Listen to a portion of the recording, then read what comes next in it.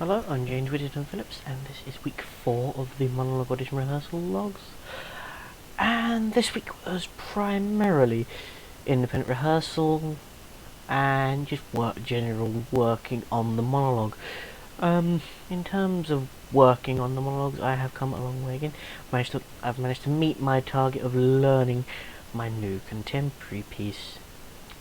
Now all that's left to do on that side of things is just refine the monologue, keep rehearsing it, and making sure that I know the piece, and where it's quite easy to find my intention is pretty clear.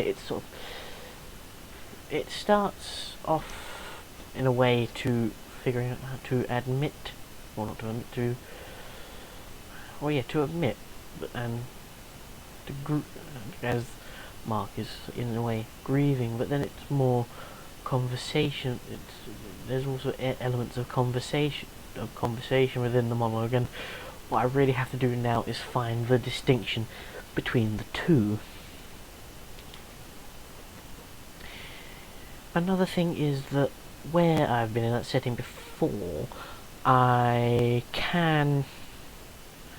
do know a lot of how you react in that sort of situation.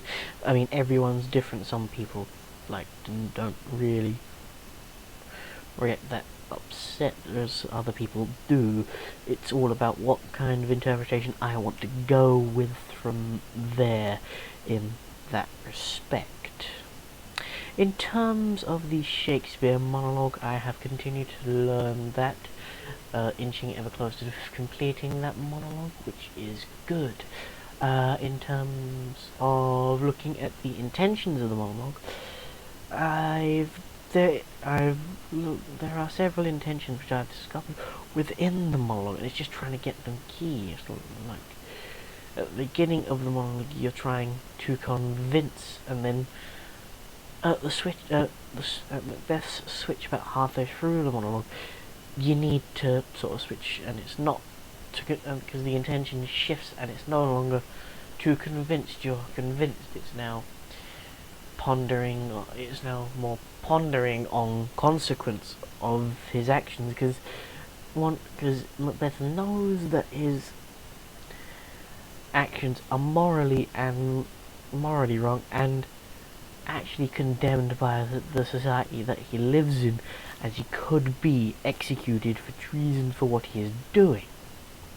However, we still do sort of continue with the to convince, but it's less so. It's more the intention is more of I need to do this now while he lives. While I'm pondering on this, he still lives. I need to go and do this. Well, this week I made excellent progress in terms of looking into the monologues themselves, as well as learning my contemporary and getting a hell of a lot further in my Shakespeare, delving into the intentions and trying to find my in for both, as well as trying to explore the given circumstance of the monologues.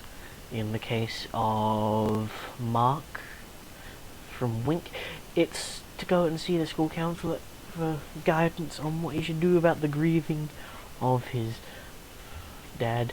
And in terms of Macbeth, it's the whole duality in his mind that if I do, and looking at the whole I'm going to and the duality of mind, thinking I'm going to kill the king, and thinking about and also the conflict between morals and what he wants, as well as looking at the overall idea that there is a corruption of power,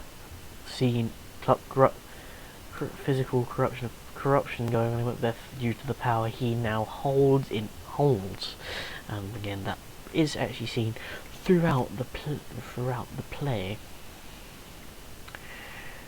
Looking at targets for next week, I want to reset the target of trying to finish my Shakespeare by next week. I want to try and really refine my contemporary monologue by next week as well, try and get that finished up, and then I can just keep rehearsing it, though there is always more and more I can do. And that will conclude week 4.